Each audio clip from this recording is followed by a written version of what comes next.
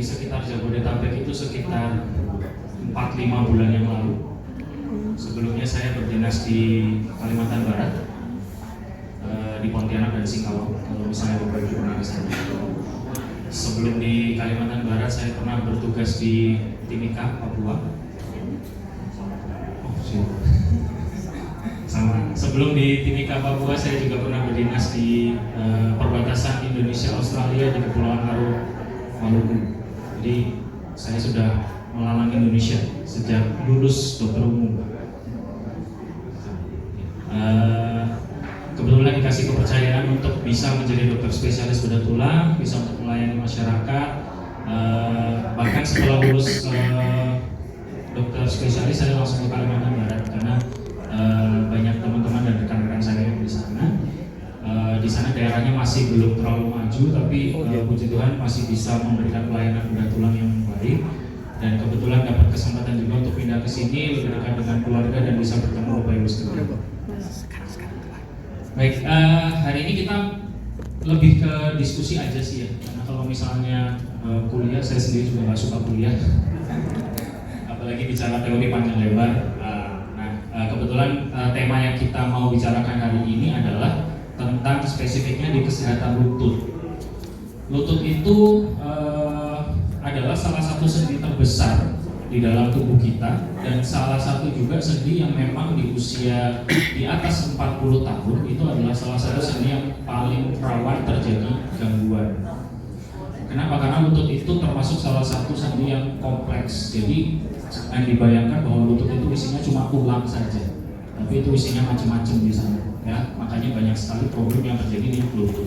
Sendi yang lain yang biasa mungkin Bapak Ibu juga sering mengalami, ya mudah-mudahan sih tidak ya, tapi yang paling sering terjadi keluhan adalah sendi tulang belakang. Jadi memang yang paling banyak keluhan adalah tulang belakang disertai dengan lutut. Kenapa bisa terjadi seperti itu? Karena mereka berdua adalah memang yang menerima beban paling besar ketika kita beraktivitas. Dan itu terjadi selama bertahun-tahun kita beraktivitas. Ya. Nah, lanjut aja. Oke. Kalau bicara tentang lutut, kita bisa sebenarnya paling sering masyarakat umum mendengar adalah ada dua hal, yaitu pengeroposan tulang atau bahasa medisnya adalah osteoporosis, dan yang satunya adalah pengapuran tulang atau osteoartritis. Ya, jadi dua hal tersebut adalah hal yang berbeda. Osteoporosis dan osteoartritis itu adalah sesuatu yang berbeda. Sayangnya, atau bukan sayangnya ya, syukurnya pada Tuhan Yang Maha Esa bahwa kita semua pasti akan mengalami kedua hal tersebut. Itu pasti. Bahkan anak-anak kita yang masih usia muda pun suatu saat nanti akan mengalami hal-hal seperti itu juga. Ya. Nah, perbedaannya di mana? Kalau osteoporosis atau pengeroposan tulang adalah berkurangnya deposit tulang, deposit struktur mineral pembentuk tulang yang ada di dalam tubuh kita. Bisa terjadi karena faktor aktivitas, bisa terjadi karena faktor usia yang sudah jelas, dan bisa terjadi karena penyebab yang lain, misalnya penyakit. Ya. Jadi pengeroposan tulang itu ibaratnya adalah Bapak Ibu atau kita semua tinggal di suatu rumah, kemudian setiap malam ada pencuri yang ngambilin batu bata rumahnya. Satu diambilin, satu diambilin. Nah, itu pengeroposan. Akhirnya rumahnya lama-lama kosong, ambruk deh. Nah, itulah pengeroposan. Makanya terjadi kejadian patah tulang pada usia-usia tua karena pengeroposan tulang, karena memang mineral di dalamnya sudah tidak ada. Nah, yang ngambilin siapa? Kalau di dalam tubuh kita, mineral terutama yang paling penting adalah kalsium. Nah, mungkin kita berpikiran bahwa kalsium itu cuma penting di tulang aja, enggak. Kalsium itu berperan penting dalam semua metabolisme tubuh, semua peredaran darah, kondisi umum, kesehatan otak, hati, liver, dan lain-lain, semua berperan di situ. Tabungan kalsium kita di tulang. Ya, jadi kita makan kalsium setiap hari itu ditabungnya di tulang. Suatu saat kita metabolismenya sudah nggak bagus, makanan yang kita cerna itu nggak semuanya vitamin mineralnya diserap ya. Ketika kita sudah usia tua, makanya tadi berbicara tentang makanan betul sekali. Terutama makanan-makanan zaman sekarang tuh rasanya enak doang, tapi nutrisinya nggak ada. Nah, sehingga ketika kita kekurangan nutrisi, maka tabungannya diambil. Ya, sama kayak kalau saya kekurangan uang jajan, ya saya ambil uang di ATM gitu kan. Nah, kebanyakan ngambilnya daripada masukinnya, daripada depositnya, akhirnya boncos. Nah, jadilah pengeroposan tulang. Jadi pengeroposan tulang adalah berkurangnya struktur dari tulang. Nah, kalau pengapuran atau bahasa sendirinya osteoartritis itu tidak ada hubungannya sama sekali dengan pengeroposan. Kalau osteoartritis kenapa disebut pengapuran? Karena tulangnya berubah bentuk. Tulangnya berubah bentuk sekali lagi karena faktor usia, faktor aktivitas. Nah, bisa dilihat di gambar yang sebelah kiri. Jadi tulang yang normal atau sendi yang normal itu bentuknya seperti ini, ya kurang lebih. Lutut kita itu kalau di foto ronsen itu akan kelihatan seperti ini. Ini ada bagian tulang yang putih ya. Tulang yang putih itu tulang rawan. Jadi kalau misalnya bapak ibu makan paha ayam itu kan ada tulang putihnya. Nah sama kita juga punya. Kita juga punya tulang putihnya. Nah di bagian tulang paha ada tulang putihnya, di bagian tulang kering juga ada tulang putihnya. Tulang rawannya istilahnya. Nah sehingga kalau di foto ronsen mungkin bapak ibu pernah foto ronsen sendi lutut itu kok di foto ronsen kelihatan kayak tulangnya saya kok ngawang dong kepisah. Iya karena kepisah karena ada tulang rawannya. Dan kalau kepisahnya masih cukup jauh itu bagus, berarti tulang rawannya tebal. Nah makanya kalau kita beraktivitas, kita nekuk-nekuk lutut, kita jalan dan lain-lain rasanya enak karena ada tulang rawannya. Tulang rawannya itu tebal, empuk. Gak ada sarafnya sama sekali. Jadi kalau bapak ibu loncat-loncat lari-lari gak sakit. Nah kemudian ketika karena faktor yang tadi usia dan lain-lain, tulang rawannya menipis. Kenapa bisa menipis? Ya wajar. Kita naik mobil, sepeda motor setiap hari aja kalau dipakai terus kan bannya nipis kan. Ya sama, lutut juga. Sekali lagi ada konsep bahwa lutut adalah sendi yang paling capek di tubuh kita. Kita berdiri pakai lutut, bahkan kita duduk bersila pun lutut itu kena tekanan besar. Mohon maaf, kita di WC buang air jongkok itu lutut kena tekanan besar sekali. Bapak ibu masih suka jogging dan lain-lain, lutut lagi kena masalah, kena tekanan lagi. Nah, karena dipakai gitu-gitu terus bertahun-tahun, ya akhirnya si tulang rawannya menipis.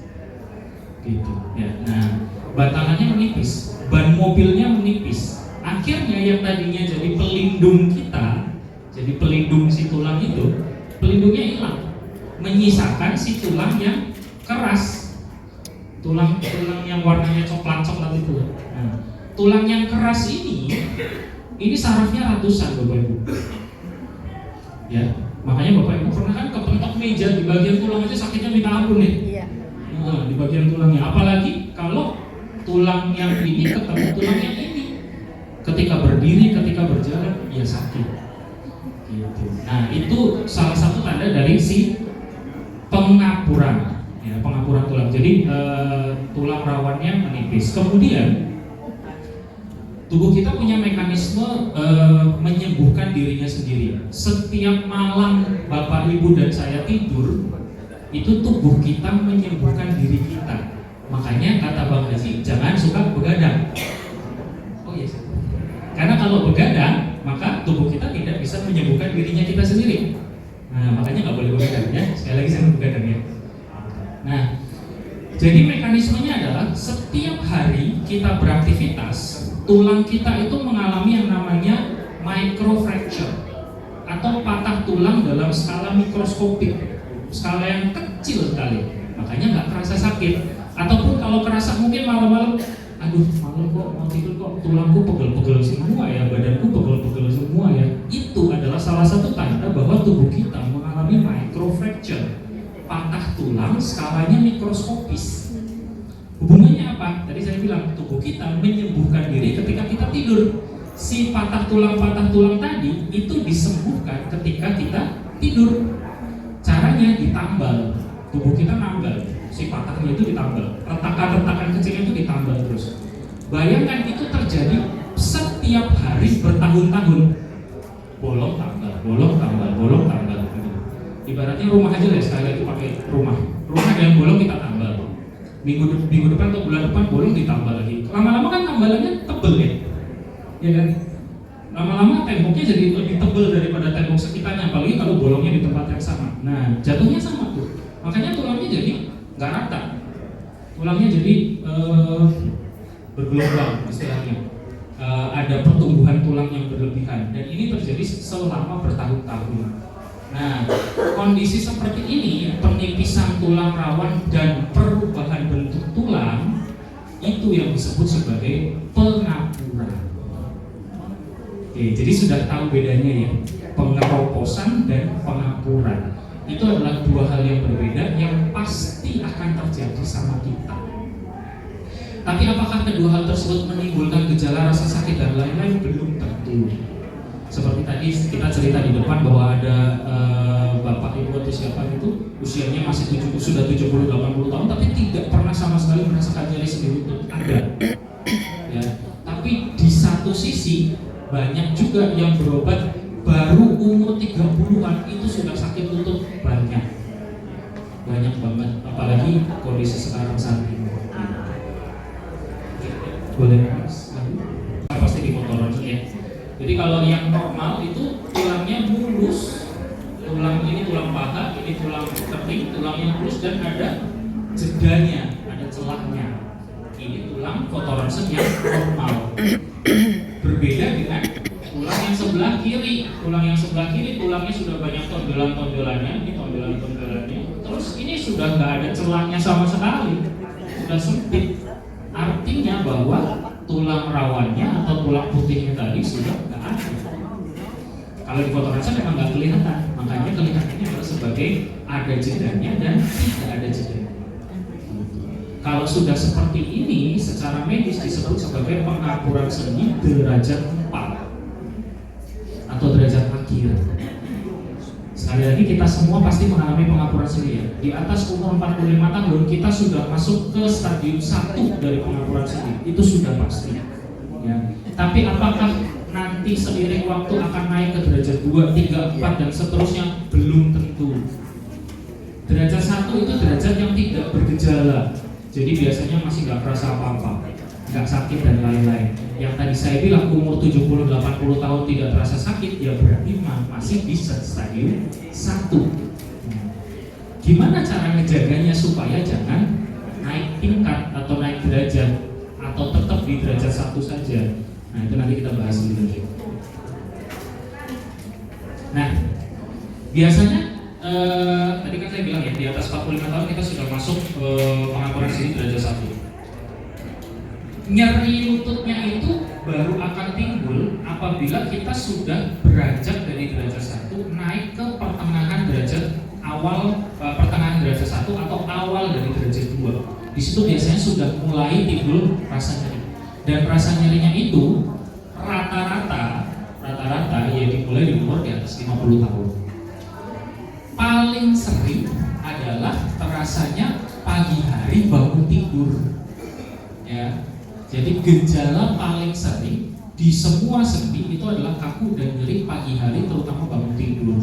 Sekali lagi karena ada mekanisme penyembuhan diri selama kita tidur. Fase penyembuhan diri itu memicu atau membuat kita mengalami proses namanya inflamasi atau peradangan. Proses peradangannya itu berhenti pagi hari ketika kita bangun. Makanya yang terasa sisanya adalah tinggal nyeri dan kaku-kakunya. Tapi kalau misalnya Bapak Ibu setelah itu beraktivitas, kerja dan lain-lain udah gak terasa lagi. Kerasanya lagi ya besok paginya bangun tidur lagi. Seperti itu. Ya. Sebagian besar akan seperti itu gejalanya. Kemudian pasti banyak banget yang karena setiap kali konsultasi bilang, dok lutut saya bunyi. Ya. Walaupun nggak sakit tapi bunyi, gitu kan. Nah bunyinya itu terjadi karena yang tadi penyempitan dari celah sendinya sehingga tulangnya ketemu tulang, bunyi mereka. Nah sebenarnya bunyinya itu sudah merupakan tanda awal dari pengapuran sendi derajat 1. Nah, tadi kan derajat 1 belum sakit ya, belum nyeri ya, makanya ada yang bilang sudah bunyi tapi nggak sakit. Oke, bisa boleh lanjut. Nah yang bisa membuat tadi naik dari derajat 1 ke derajat 2 atau derajat 3 atau derajat 4 adalah 4 hal ini.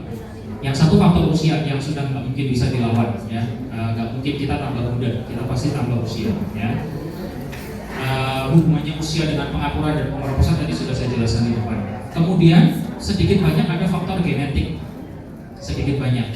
Jadi kalau misalnya mohon maaf bapak ibu punya ayah ibu atau punya kakek nenek yang memang mungkin di umur 50-60 tahun itu sudah pengapuran sendi, bahkan sudah pernah riwayat sampai operasi, maka itu bapak ibu punya resiko 30-40% lebih besar untuk tetap atau untuk mempunyai si gejala pengapuran sendi tadi. Tapi kalau misalnya keturunan sampai atas itu biasanya kakek nenek buyut saya semuanya sehat, nggak pernah operasi lutut, nggak pernah ada masalah lutut, maka bapak ibu juga punya 30-40% lebih besar kesempatan untuk lututnya lebih sehat karena ada faktor genetik di situ. Lanjut ke gemukan. Nah, kita kan tadi sudah sepakat ya, lutut itu salah satu yang menopang beban tubuh paling besar. Secara logis aja, ya kalau badan kita gemuk ya beban lututnya tambah besar. Semakin kita nambah berat badan ya beban lututnya tambah besar.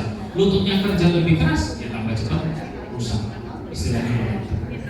Kemudian yang cedera atau patah tulang misalnya, atau kecelakaan dan lain-lain, itu sudah hal yang pasti karena terjadi perubahan struktur tulang akibat dari kecelakaan, trauma dan lain-lain. Paling sering adalah memang patah di bagian bawah dari tulang paha. Nah, patahnya itu mengakibatkan si tulang ini juga ikut rusak, atau patah di bagian atas tulang kering juga mengakibatkan tulangnya ikut rusak. Oke, jadi intinya adalah sebenarnya yang harus kita lakukan atau yang sebaiknya kita lakukan adalah memperlambat proses pengapuran sendinya itu, memperlambat ya, karena kita tidak pernah bisa menghentikan, tidak pernah bisa membalik keadaan. Jadi misalnya sudah terdiagnosis sebagai pengapuran derajat 2, itu nggak bisa balik ke derajat 1 lagi, itu nggak bisa. Yang ada adalah tetap di derajat 2 atau naik ke derajat selanjutnya. Nah, yang bisa kita lakukan adalah memperlambat prosesnya. Kalau bisa, menghentikan prosesnya kalau bisa. Jadi tetap di derajat 1 saja atau tetap di derajat 2 saja seperti itu. Nah, modalitasnya banyak. Modalitasnya salah satunya dengan pengobatan, dengan fisioterapi, dengan yang lain-lain nanti kita bahas di belakang. Dan tujuannya adalah supaya kan tadi dibilang bahwa salah satu resep awal muda adalah tetap aktif, ya. Jadi tujuannya menjaga lutut tetap sehat ya supaya kita tetap bisa aktif. Oke, jadi kalau di secara medis atau di rumah sakit atau klinik dan lain-lain, maka hal-hal yang kami concern ketika ada pasien berobat dengan nyeri lutut adalah tentu saja satu, menghilangkan gejalanya dulu. Jadi kalau misalnya gejalanya nyeri, gejalanya bunyi, gejalanya pegel dan lain-lain, maka kita bantu untuk menghilangkan gejalanya. Nah, kemudian setelah gejalanya hilang, sakitnya hilang dan lain-lain, kan Bapak Ibu sudah bisa beraktivitas lagi. Ketika sudah bisa beraktivitas lagi, maka kita concern untuk memperkuat area sekitar lututnya dengan cara olahraga, dengan cara fisioterapi misalnya. Jadi jangan berpikiran atau jangan punya konsep seperti ini. Dok, kaki saya, lutut saya sakit, tapi biar sembuh saya olahraga dulu. Salah. Ketika badan sakit, berarti badan atau tubuh, anggota tubuh sedang sakit, berarti anggota tubuh sedang minta waktu untuk istirahat. Jadi jangan memaksakan olahraga ketika ada bagian tubuh yang sakit.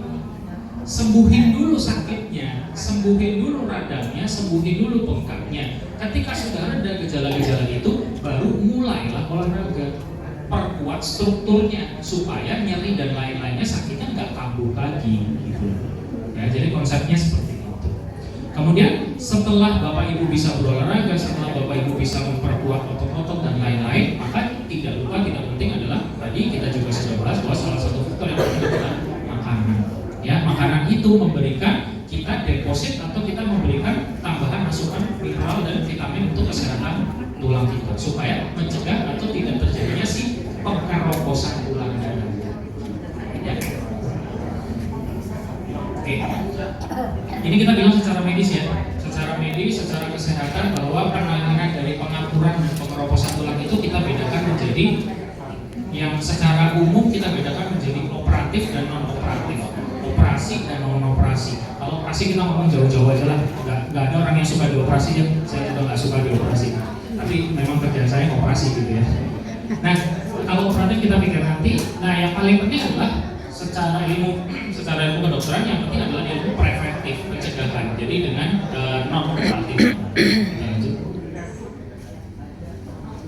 Oke, nah tadi yang saya bilang, jadi kalau yang non operatifnya bisa kita lakukan dengan penanganan rasa sakitnya dengan obat-obatan, dengan menjaga berat badan, dengan asupan makanannya. Kemudian, nah ini yang satu tips penting ya, kalau misalnya Bapak Ibu kebetulan lagi mengalami nyeri di area tertentu disertai dengan pembengkakan, maka pertolongan pertamanya adalah kompres dengan menggunakan air dingin, ya, air dingin atau es. Ya. Jadi jangan memberikan kompres hangat atau jangan langsung dikasih minyak-minyakan yang panas-panas, jangan langsung dikasih koyo, jangan langsung dikasih balsem untuk area yang masih meradang dan masih nyeri. Kenapa? Karena peradangan dan nyeri itu adalah fase perada inflamasi. Fase peradangan atau fase inflamasi itu akan dipicu atau tambah hebat kalau kita kasih sesuatu yang panas. Yang bengkak tambah bengkak, yang sakit tambah sakit. Nah, makanya kita kasih sesuatu yang menghentikan proses peradangannya dengan es batu atau air dingin. Ya. Pasti pernah lihat film-film lah ya, orang habis berantem kena pukul dan lain-lain, dikasihnya kan es batu ya. Habis pertandingan olahraga kan kompresnya es batu, nggak pernah dikompres pakai air hangat, bisa tambah bengek mukanya nanti. Ya. Nah, terus kapan boleh kompres air hangat dok? Seperti tadi konsep yang tadi, ketika nyeri bengkaknya sudah hilang, Bapak Ibu boleh switch atau ganti ke kompres air hangat yang fungsinya adalah untuk relaksasi, untuk merilekskan otot-otot yang mungkin lagi pegel-pegel dan capek-capek. Boleh. Jadi saya atau kami dokter tidak pernah anti atau tidak pernah melarang Bapak Ibu untuk pijat misalnya. Tidak pernah melarang Bapak Ibu untuk kompres air hangat, mandi air hangat, berendam air hangat, tidak pernah.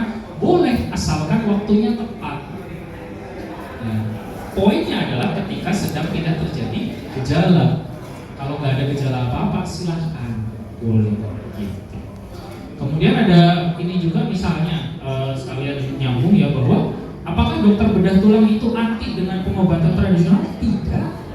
Saya pribadi atau kami tidak pernah anti dengan pengobatan tradisional patah tulang atau nyeri tulang dan lain sebagainya, asal dilakukan dengan indikasi yang tepat. Seperti itu. Cerita sedikit pengalaman bahwa selama saya di Kalimantan Barat di daerah pedalaman, saya mengumpulkan hampir sebagian besar pengobatan tradisional patah tulang saya berikan semuanya. Karena mereka adalah garda terdepan untuk penolongan pertama patah tulang. Betul. Dan, ya. Satu. Nah, kalau misalnya Bapak Ibu pernah atau sempat berkunjung ke rumah sakit, maka salah satu modalitas yang kita tawarkan atau bisa kita berikan adalah fisioterapi. Udah pasti pernah dengar ya. Fisioterapi modalitasnya ada beberapa. Misalnya dengan terapi panas seperti ini atau namanya biotermi, atau gampangnya mungkin Bapak Ibu pernah lihat orang di sinar pakai sinar merah. Itu prinsipnya sama. Fungsinya memberikan sensasi hangat, memberikan sensasi panas supaya ototnya rileks. Ketika ototnya rileks, yang tadinya pegel-pegel dan lain-lain akan hilang. Lanjut. Kemudian ada modalitas fisioterapi namanya TENS. TENS itu adalah terapi listrik. Jadi mungkin pernah juga ikut fisioterapi, kemudian kayak setrum. Nah, sama, itu juga prinsipnya adalah untuk melatih otot, tapi tanpa gerakan dari pasien sendiri. Jadi ini sebenarnya Bapak Ibu lagi dilatih nih ototnya. Ototnya lagi dirangsang untuk bekerja, untuk berlatih, tapi Bapak Ibunya tiduran aja. Gitu loh. Jadi kita tiduran tapi kita olahraga. Nah, dengan cara pakai terapi namanya TENS seperti itu. Fungsinya tadi yang saya bilang untuk memperkuat area-area persendian. Jadi ini tidak untuk menyembuhkan rasa sakit dan lain-lain, tidak ya. Ini adalah untuk memperkuat area persendian, dan ini pun dilakukan apabila gejala-gejala nyeri dan lain-lainnya sudah hilang.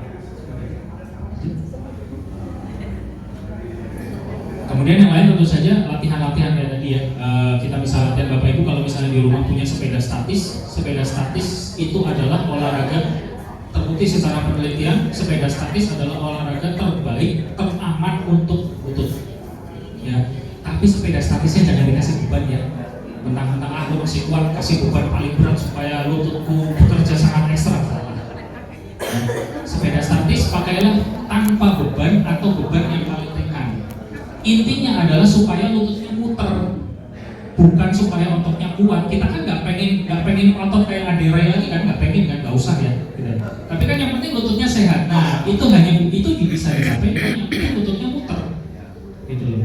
Lutut muter itu, lutut yang bergerak tekuk lurus itu dia akan merangsang pembentukan cairan sendi alami, ya, olinya yang alami, gitu loh. Nah, pelumasnya betul. Nah, faktanya adalah sebenarnya pelumas di dalam lutut kita itu, olinya kita itu hanya 0,5 sampai 1 cc, sedikit banget. Ya. Jadi kalau misalnya Bapak Ibu, maaf ya ini bukan maksudnya menjatuhkan atau gimana, tapi pernah menjalani terapi suntik oli berkali-kali, seminggu sekali dan lain-lain, ya banyak ya, dipikir aja lah, di logika aja. Alaminya kita aja cuma setengah cc gitu loh, cuma 1 cc. Bapak Ibu sekali suntik berapa? Bisa 5 cc, 10 cc gitu loh. Dan itu dilakukan berkali-kali.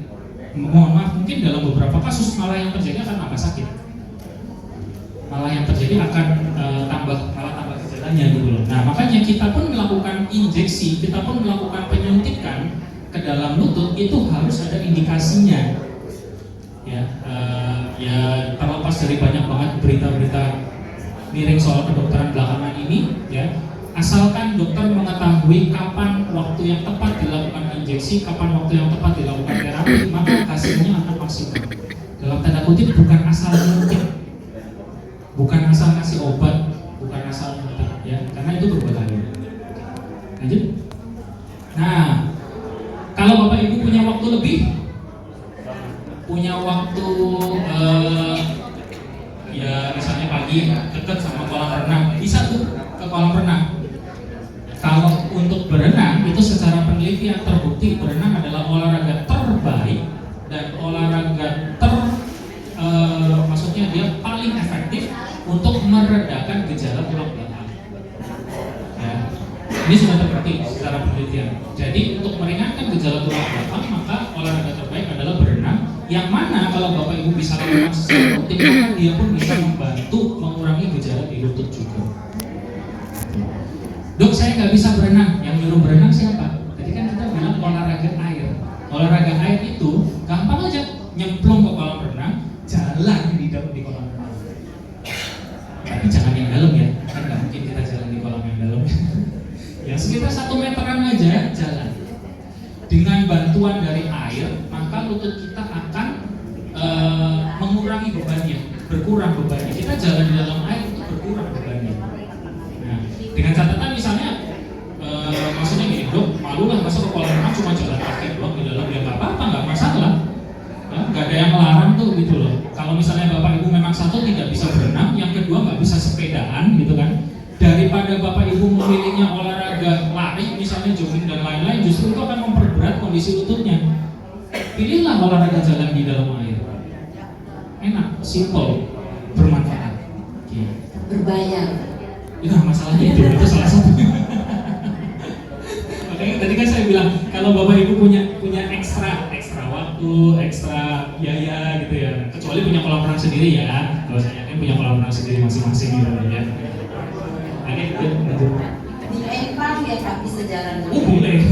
Yang suka mancing tuh. Boleh. Nah, tadi ada beberapa modalitas yang belum kita sebutkan ya. Kalau kebetulan dunia medis berkembang sangat jauh sekali, semua terapi ini ada yang belum saya cantumkan adalah kita punya modalitas treatment atau modalitas terapi di mana kita bisa mengurangi kepekaan atau sensitivitas rasa nyeri. Rasa nyeri kita kan dipicu oleh saraf ya. Kita punya treatment atau kita punya terapi di mana kita bisa mengurangi sensitivitas atau kepekaan dari saraf nyeri tersebut.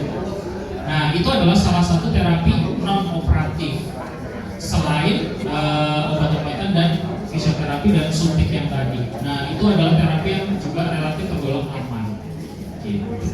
Nah, kemudian lanjutnya seperti apa? Ya, mungkin suatu saat kita akan butuh alat ini mungkin suatu saat ya. Saya juga suatu saat akan butuh alat ini ya. Jadi alat bantu jalan atau alat bantu gerak akan diperlukan ketika lutut sudah tidak mampu untuk menstabilkan atau menopang beban tubuh. Nggak apa-apa, nggak masalah, kita pakai alat bantu supaya tidak kesleo, kepleset, jatuh dan lain-lain, malah berabe kalau sampai jatuh, ya. Atau kalau kayak gini biasanya usia 30-40an ini banyak yang pakai biasanya, terutama olahragawan, atlet dan lain-lain. Bahkan beberapa kali saya juga pernah pakai karena memang ya lututnya sakit karena kebanyakan aktivitas. Misalnya kalau saya operasi terlalu lama 2 jam 3 jam itu bikin lutut sakit. Nah, saya pakai alat bantu seperti ini. Ya, nggak harus yang bentuknya seperti ini, banyak misalnya dijual di toko olahraga, ya deker istilahnya, ya deker lutut itu boleh dipakai sehari-hari gitu loh. Nggak usah, dok saya kan malu kelihatan sakit. Deker kan bisa ditaruh di dalam ya, ditutupin pakai celana ya. Jangan malu untuk melakukan sesuatu yang memang bermanfaat untuk tubuh kita gitu loh. Daripada kita memaksakan sakit dan beraktivitas malah efeknya lebih berat. Nah, ya kalau pengobatan bisa dari obat oles, bisa dari obat minum. Nah, ini yang saya bilang tadi, suntik. Bukan berarti, mohon maaf, bukan berarti suntik pelumas atau suntik oli itu tidak boleh dan berbahaya, boleh. Ya, dan tidak berbahaya dengan catatan dilakukan sesuai dengan indikasi, dilakukan sesuai dengan ketepatan diagnosis. Ya. Jadi kalau ada yang menawarkan, apalagi kalau dari non medis ya, menawarkan ada paket suntik oli lutut seminggu sekali selama 5 kali atau 6 kali, tapi nggak jelas obatnya apa, yang nyuntik siapa, indikasinya apa, better pertimbangkan dulu deh. Ya, gitu. Karena kami pun sebagai dokter menyarankan suntik lutut pun itu dengan indikasi. Tidak masing-masing, tidak setiap orang akan disuntik, tidak seperti itu. Dan kalau secara teori, suntik ini hanya boleh dilakukan ketika pengampuran sendinya maksimal di derajat 2. Maksimal, ya. Kalau sudah derajat 3 atau derajat 4 masih disuntik, maka satu, kalau misalnya bayar atau pakai uang, maka mubazir, nggak akan ada efeknya. Yang kedua, jenis yang disuntikkan ke dalam lutut itu macam-macam. Bapak Ibu harus tahu. Ya, jangan sampai asal dimasukin doang. Bahkan kadang-kadang mohon maaf ada klinik yang nakal, yang dimasukin cuma air infus doang, yang nggak ada efeknya.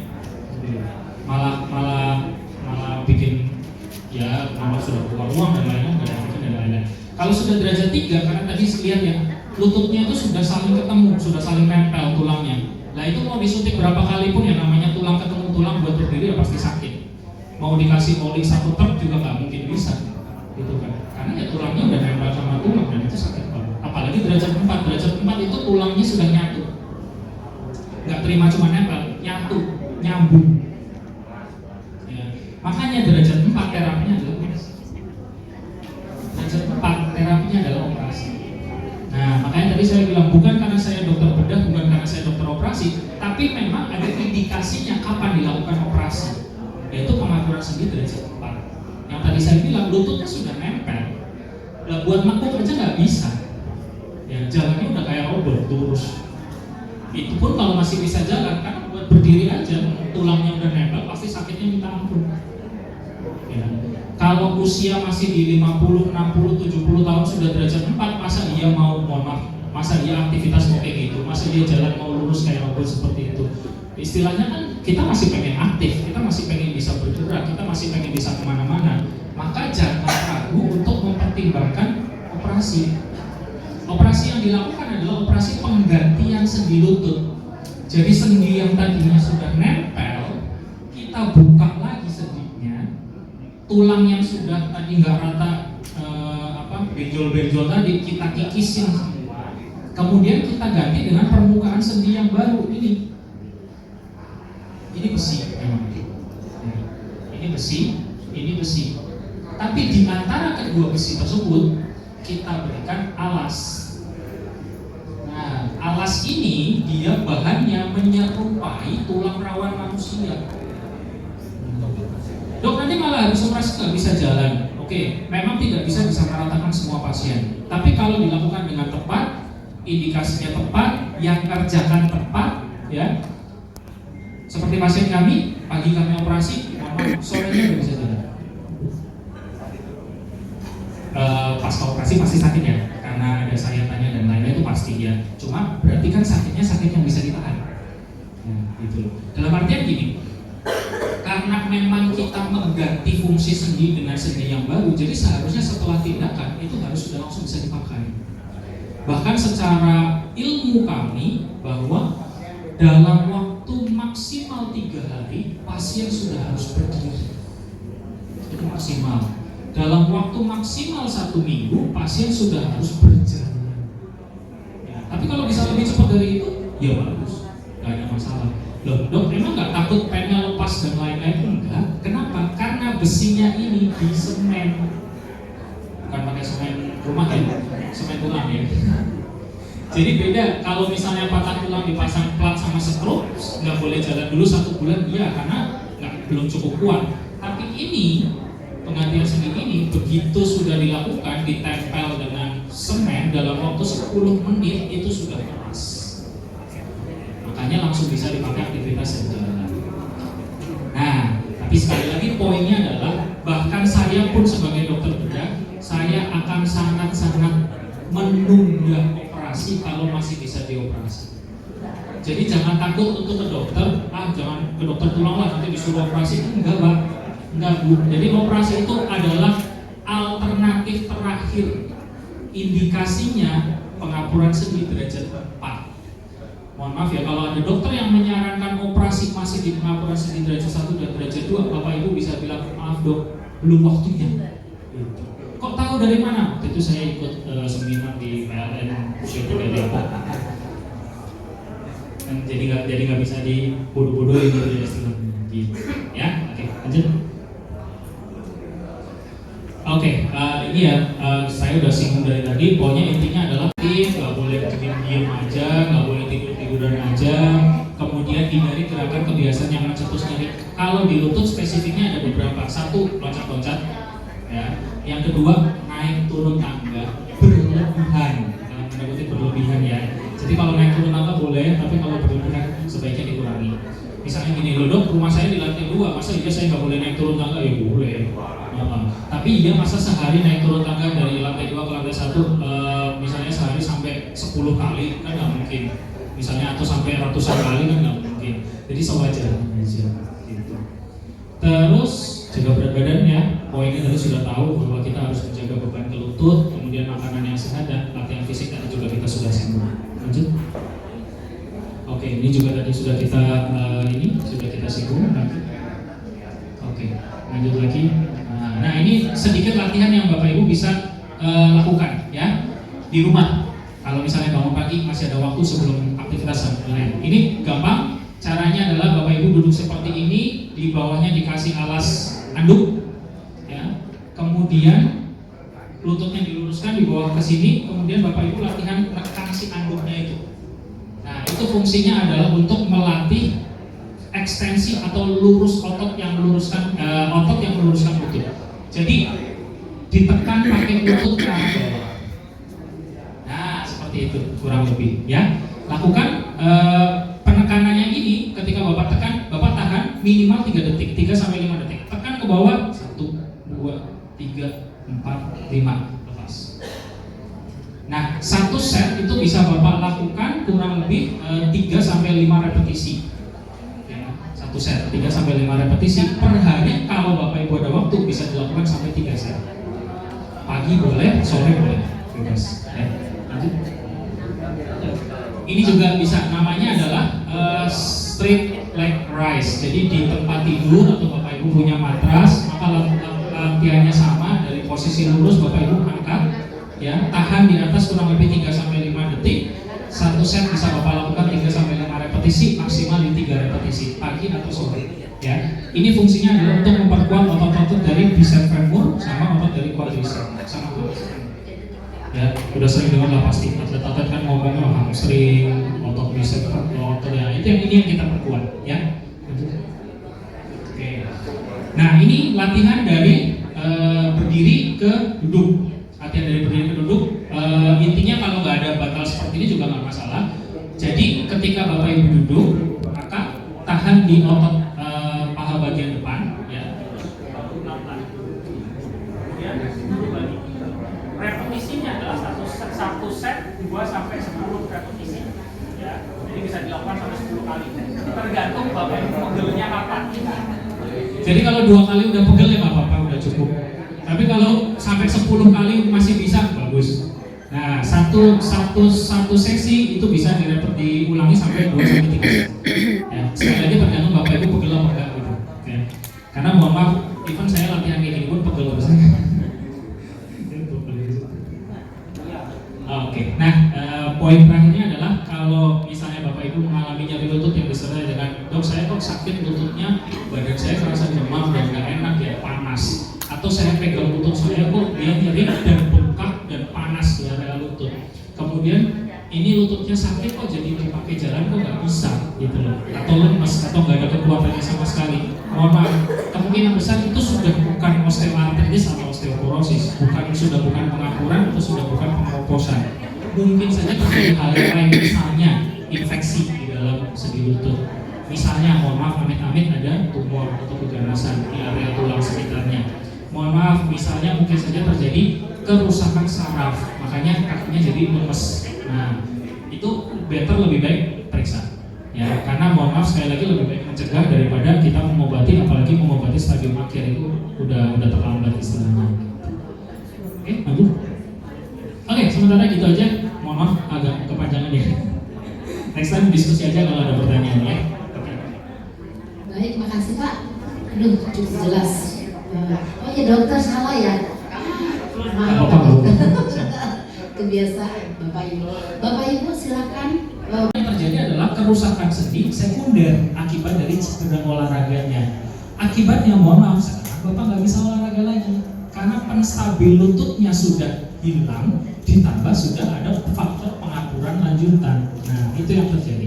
Jadi kenapa pelatih dari Jepang waktu itu men-stop semua latihan seperti itu? Karena beliau pasti melihat, loh ini atletnya belum siap, ototnya belum kuat, kok sudah dilatih seperti ini, trainingnya salah.